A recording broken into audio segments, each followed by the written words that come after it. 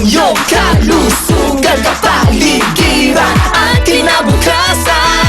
Wala ka nang hahanapin pa. Samahang todo at kay saya, walang pagod na naglilingkod sa inyo. Sa unang hirit, unang-una ka. Sa unang hirit, serbisyong totoo ang lahat. Sa unang hirit, ang saya-saya. Sa unang hirit, unang hirit, unang hirit, mangunguna ka.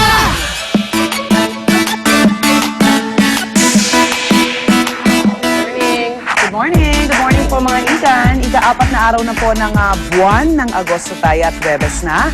Welcome po sa unang hirit at kita nyo naman medyo gumaganda na ang ating lagay ng panahon at medyo nababawasan na yung mga pag-uulan natin. Promise, nakakabalik na yung mga labada, ha? Pero nandyan pa rin sila. Oo, yung mga nandiyan pa bagyo-bagyo. rin. Naku po, medyo malamig-lamig pa. Kaya ibig sabihin po niyan, students, eto na, hinintay ninyo mula preschool hanggang college. May pasok na po kayo ngayong araw. Bango na, mag-almusal at maghanda na kayo pumasok sa school. Papalayo na rin po sa bansa ang bagyong Kabayan. Pero eto at isang kakaibang klase ng bagyo pinag-uusapan pa rin hanggang ngayon, ang bagyong tumama sa Senado kahapon. Yan ang biglang pagbibitiw sa pwesto ni Senator Juan Miguel Zubiri. Mamaya po, babalitaan namin kayo sa latest developments sa malaking balitan yan. At ang tanong, sino nga ba ang papalit sa kanyang pwesto? Magpapatawag ba ng special elections sa COMELEC o si Attorney Coco Pimentel na ang ika-13 sa eleksyon noong 2007? Siya nga ba ang papalit kay Zubiri? Yan po ang pag-uusapan natin mamaya. Kaya eto at simula na po natin ang balitaan ngayong umaga sa ating top hirit.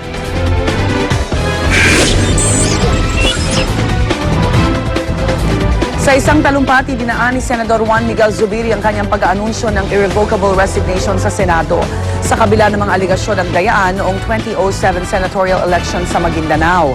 Pero binigyang diin ni Zubiri na hindi siya nakinabang sa di umano'y dayaan. Subalit ang pagsulpot ng mga personalidad na nagsasabing nasaksihan daw nila ang pandaraya noong 2007, mistulang trial by publicity na raw ang nangyayari. Sa harap ng Diyos at sa harap ng tao ay nais kong pagtibayin na hindi ako nang daya at wala akong kinausap upang mandaya para sa akin sa halalan. Lahat ng akusasyon laban sa akin ay pawang walang katotohanan. Todo suporta naman ang kanyang mga kapatid, asawa at magulang sa pagharap ni Zubiri sa Senado. At sa gitna raw ng lahat ng mga aligasyon ng dayaan, ang pamilya raw niya ang mas naapektuhan sa nangyayari. Kaya raw ito ang pangunahing dahilan kaya nagdesisyon siyang iwan na ang Senado. Without admitting any faults and with my vehement denial of alleged electoral fraud hurled against me, I am submitting my resignation as a duly elected Senator of the Republic of the Philippines in the election for which I am falsely accused without mercy and compassion. Pero itinanggi naman po ni Zubiri na paraan lamang niya ang resignation para makaiwas sa umano'y maugaw na paglabas ng desisyon ng Senate Electoral Tribunal sa nangyaring dayaan noong 2007 elections ngayong Setyembre.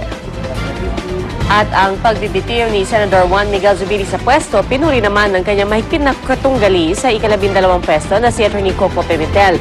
Sa tingin daw ni Pimentel, isang selfless act ang ginawang pagre-resign ni Zubiri sa pwesto.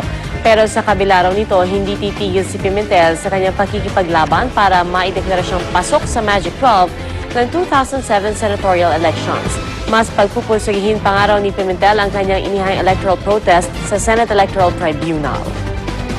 Signed, that means he's no longer interested in the position. Therefore, his counter-protest should be deemed withdrawn or moot and academic. At kung maiproproklama ang senador daw si Pimentel, titiyakin daw niya sa bayan na magiging sulit ang kanyang nalalabing 1.5 taon na termino.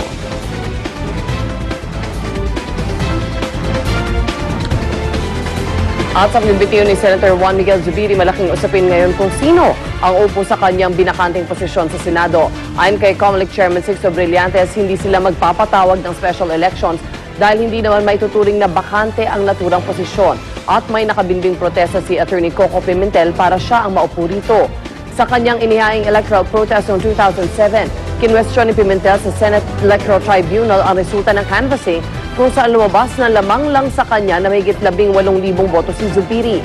Pero ayon sa source ng GMA News, sa pagbibilang ng Senate Electoral Tribunal, lumamang na mahigit 200,000 votes si Pimentel kay Zubiri. At kahit naghain noon ng counter-protest sa Senate Electoral Tribunal si Senator Zubiri ayon kay Chairman Brillantes, sa kanyang pagbibitiw ay tila isinusuko na raw niya ang inihaing counter-protest. Bagay na kinontra naman ng abogado ni Zubiri ni si Attorney Romulo Macalintan. Hindi naman. Kasi you cannot abandon a petition a protest. Ano, At saka dyan, ang talagang protestant dyan, alam niyo naman si Pimentel, kami ay counter-protestant lamang. Okay. Na ang ibig sabihin, nagbigay din kami ng mga presinto na kung saan naniniwala kami na nagkaroon din ng pagkakamali sa pagbibilang ng mga boto ni Zubiri. Ang pagre-resign po sa pwesto ni Zubiri, pinapurihan ng mga kasamahan niya sa Senado. Puro yakap at papuri ang kanyang natanggap mula sa kanyang mga kabaro. Maging si Senate President Juan Ponce Enrile nabilib sa ginawa ni Zubiri.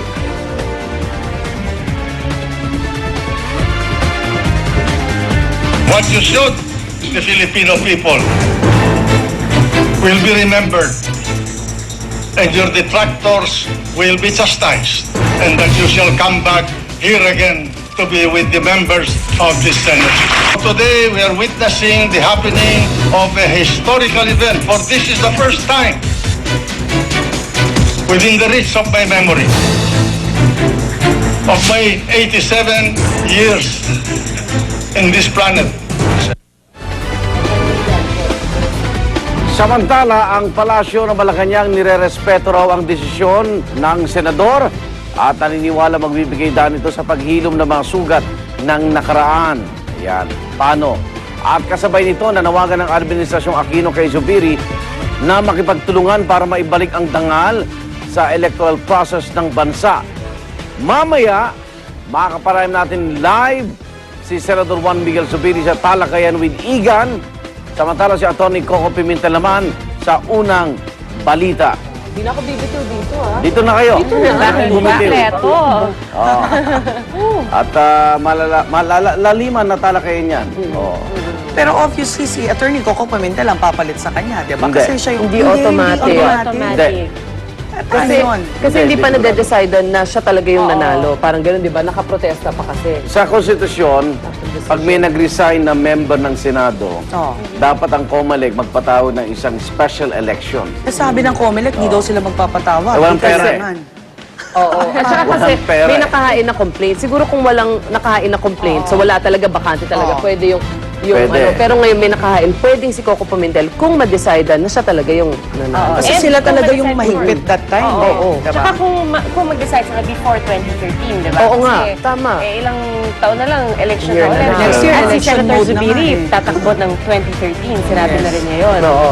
So sana daw mas mataas daw ang ranking niya para wala na raw to question. Question. So parang yun ata target niya. Para sa susunod na upo niya, hindi wala na. Kasi sabi nga nung tatay niya, parang meron daw siyang cloud hanging Yes, over his yes. head na may mga nagdududa, ganyan. So gusto niya sa susunod, wala na raw yung dudang yon. So tignan natin. Actually, halo-halo reaction. May isang senador, di na lang natin babagitin pangalan. Sana dito to. Sabi niya, Wag na. Parang alam ko na yan. sabi niya, ba't siya nag-resign? Pwede mo umabsent. Ito ba yan? Pero present siya kahapon. Pero ako, present siya. Hindi kasi, di ba, parang lahat nagtataka dahil hindi pa naman napapatunayan eh. Leave Di of ba? absence, pero no. Pangalawa, paano mo ipagtatanggol sa sarili mo? Wala ka na sa kapangyarihan. Pangatlo, ganun lang ba yung binigyan ka ng mandato? Di ba? Tapos, iiwan na lang niya. Pero sabi nga ni Senator Ed Angara, kahit anong payong bigay natin kay Senator Mig Zubiri, sarili niyang desisyon yan. At alam kong pinag-isipan niya yan at hiningi niya talaga yung payo ng kanyang mga lalo na kanyang asawa, Family, si Audrey, After mga magulang 3 niya. years. Political family sila eh. Siyempre, kahit si Governor Zubiri, ba't ka magre-resign, di ba? Yun ang ano natin Yun eh. ang mahalaga sa kanya. Parang inamin mong nandaya, di ba? May mga ganong... Nagkaroon ng dayaan. Oo nga. Pero sa kanya, ba't ko pahirapan sarili ko? Diba ba? Yung mga naglalakad ka, lahat may cloud of doubt.